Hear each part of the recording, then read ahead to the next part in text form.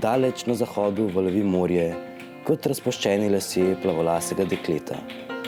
Bistra Soča, kot negajivi, neukrotljivi pramen frfota po svoje. Pogled mi potuje po bujnih gričkih Primorske in Dolenjske. Na vzhodu se razprostirajo spokojne nižine, naslednice Panonskega morja.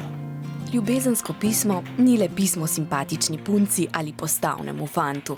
V ljubezenskem pismu ti idealiziraš osebo in pa sem v bistvu se spomnil, da bi lahko tudi poosebil domovino. Da bi lahko najlepše lastnosti od nje izbral, pa jih pač pretočil v pismo. Glede na to, da je na natečaj prispelo kar 205 ljubezenskih pisem do domovine, mladi do naše države gojijo lepa čustva. A Gašper pravi, da ne čutijo vsi mladi tako.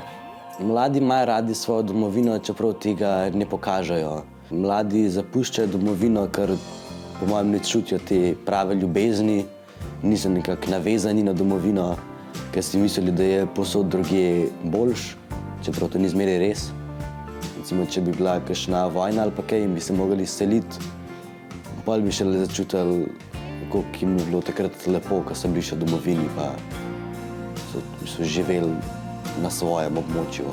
Ljubezen do domovine ali ljubljene osebe, pismo, SMS ali elektronska pošta. Važno je le, da si lepe stvari kdaj pa kdaj tudi povemo.